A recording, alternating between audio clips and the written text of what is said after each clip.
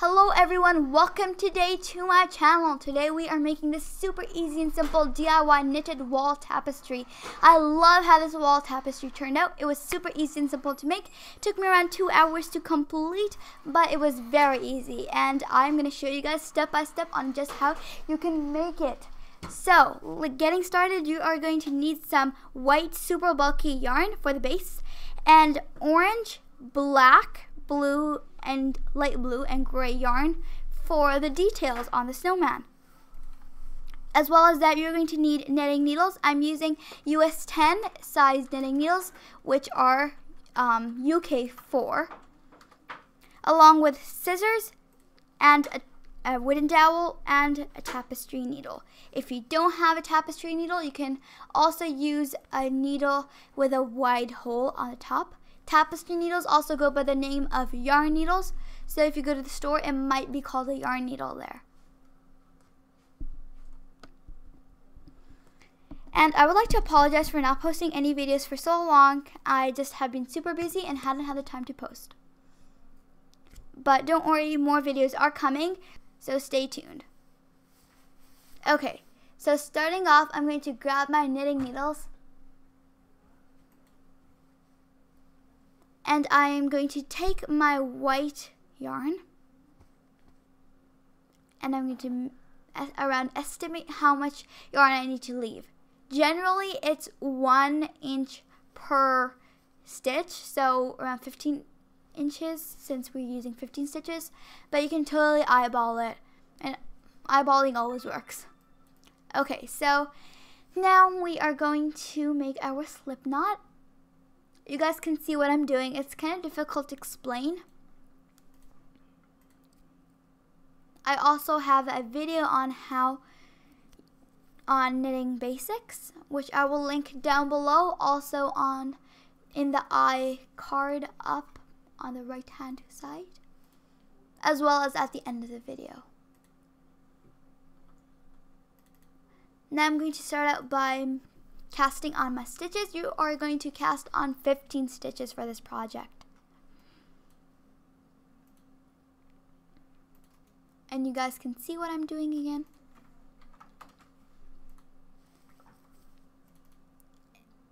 It may seem a little complicated at first, may take a few tries to get it right, but once you get the hang of it, knitting gets really easy, and I promise you that. I started knitting around 2 years ago, and I got the hang of it like in a week. Now, once you've casted on your 15 stitches, you are going to knit your first row. Now, you're going to insert your needle from the bottom, wrap your yarn around it, and then pull it through. Again, a more detailed tutorial is inside my knitting basics video, so go check that out. I'm going to knit my whole row, and then I'm going to purl my next row. And we're going to create a stocking and stitch pattern, which is those V's that you may see on sweaters that you'd get from the store.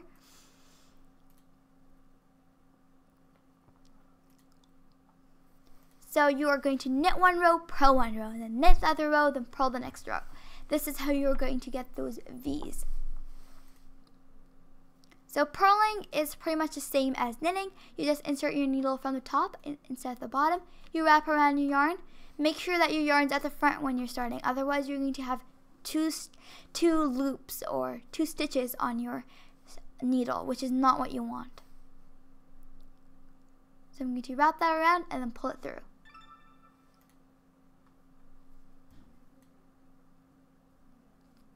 Just like that. May seem, again, a little complicated at first, but once you get the hang of it, it's really easy and simple to do.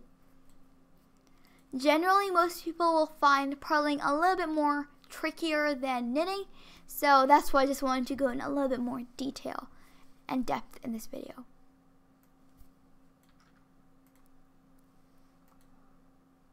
So again, you're going to purl all across the row.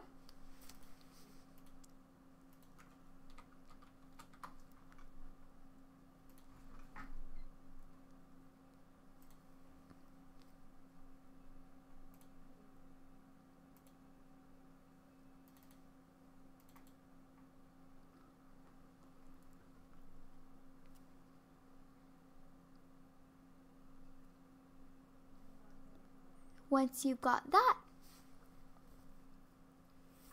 so I'm going to repeat that all across the row. And you guys can see those V's have already started to form. And you are going to knit a square. And to know that you have a perfect square, you're going to meet the two corners together. And I will show that in just a minute. So once you've knitted and you've got your square, then you can bind off or cast off. So you guys can see how the corners meet. You want to knit 2 squares total, and you want to stretch one square out a little bit more than the other one, which is going to be the base. If the edges curl a little bit, you can iron them, which will straighten them out. And I'm going to pull that one a little bit more, so it's a little bit, just slightly bigger than my top one. Now I'm going to thread my needle with some gray yarn. It looks brown on camera, but it is actually gray. And we're going to knit whip stitch all across the row. Whip stitch is basically when you're entering your needle from the bottom from one point to the second point, which will make lines. I hope that makes sense. And you are going to use the V rows as a little guideline to evenly get the stitches spaced apart.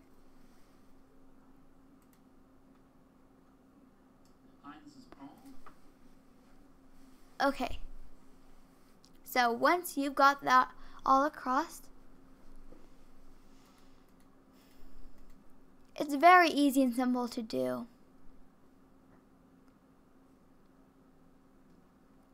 And try to not get like a loop at the back. Try to get things, pull them tight, get everything right at the back. Because if you have a glob of yarn at the back, it's going to make it a lot trickier for you to sew.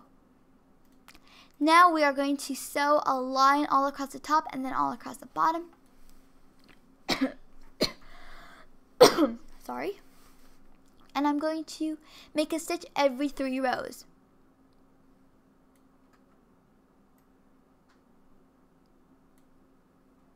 And that way everything will stay in tight and snug. You just don't want to jump from one end to the other and make one large stitch, because then it's going to cinch up and it's also going to open very easily, which is not what we want. And it won't look clean at all.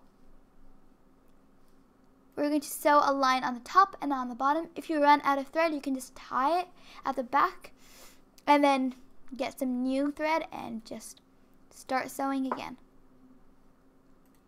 I feel like anyone can make this project.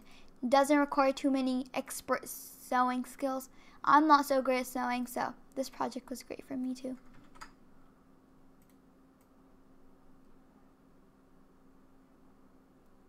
Again, I'm trying to keep things tidy at the back so it's easier for me later on. Once you reach the end, you can either bind off, I don't mean bind off. What's wrong with me today? You can either cut the thread off and tie it at the back, or you can just keep it on if you have some thread left. And we're going to create that bottom hanging part of the scarf. I don't think I'm making any sense, but yeah, you guys will see what I mean. And I'm using the V's as a little guideline to make that little V at the bottom.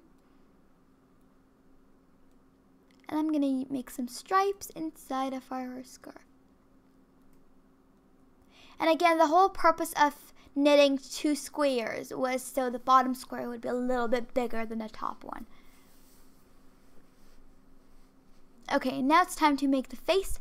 We are going to start out by using some orange yarn and making a triangle, which is going to represent the carrot.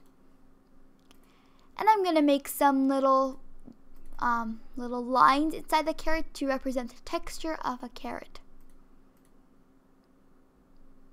Once you've got that, tie it at the back and then cut your end off.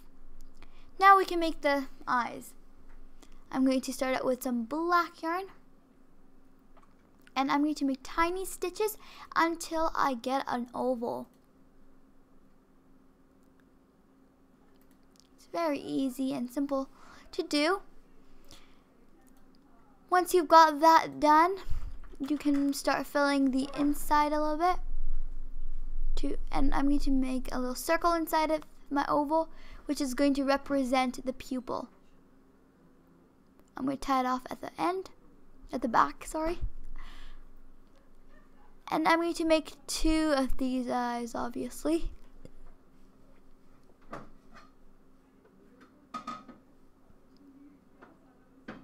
And if it's a little bit difficult for you to thread your needle, just twist the end of your yarn and hopefully it will go through.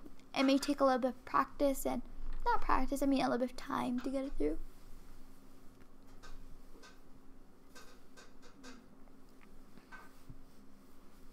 So here I am struggling with my needle, trying to get it in.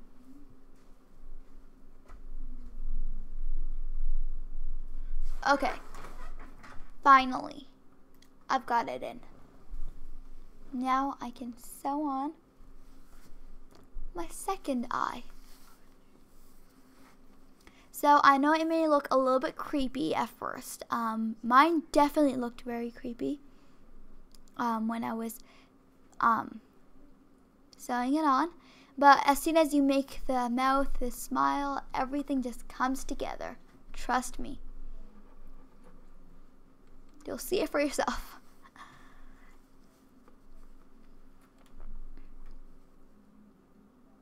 Okay, now I'm going to cut my yarn off, and you guys can see how it looks a little creepy right now. The eyes definitely look really bad, I guess, but the smile makes the whole thing come together and makes it look like a friendly little snowman. I'm using, again, some black yarn for the mouth. You can use any colored yarn you want for the mouth, really. And if you don't like how a stitch looks, you can always pull it out. Now, once I like how it looks, I'm going to tie it off. Now, you can totally stop right over here, but I'm going to take it to the next step, the next level, by sewing on tiny snowflakes, which are going to represent the button. I'm going to make 3 buttons. And yeah, super easy. And I'm using some light blue yarn to do that. And I think little details make the whole thing come together a lot. So I definitely like to spend a little bit of time in little details. But I know some people don't, so that's totally okay. Alright, there we are. We are almost done. All we gotta do is tie it on to our dowel or skewer. Here I have my skewer, and I am going to cut off that sharp end. And oh yeah, I forgot to cut it off. So I'm gonna do that.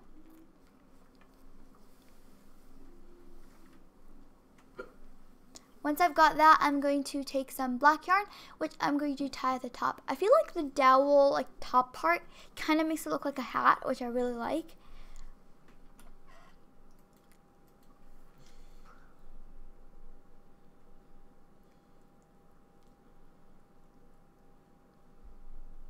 So yeah, there it is. Now we are going to tie our tapestry to the dowel. I'm using some yarn, and I couldn't get it through the knitted snowman, so I used my needle to help me get it through.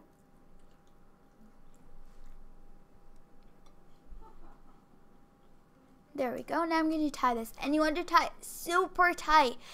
And I'm really emphasizing this, really tight, because otherwise it's going to open. You guys will see how it just opens up. Look, there you go. It's opened. You want to tie it super tight, and you want to make sure you're not cutting too close to knots, because otherwise it's going to open. And if you need, you can always use a little bit of glue to hold it together, but I think that it works fine even without glue. Like, I never used any glue, and it's perfectly fine. Hanging there in my bedroom. Looking amazing. So yeah, that is pretty much it. So our tapestry is done. I am so glad with how it turned out. I just love the snowman. I think it turned out amazing. So be sure to give this video a thumbs up if you liked this, and comment down below any more type of videos you'd like to see in the future. Give this video a thumbs up and subscribe to my channel for more videos in the future. And thanks for watching. I'll see you guys very soon. Be sure to check out the knitting basics video, which I've got on the right, and the DIY marbled keychains, which will make an amazing gift for the holidays, on the left. And I'll see you guys very, very soon. Bye.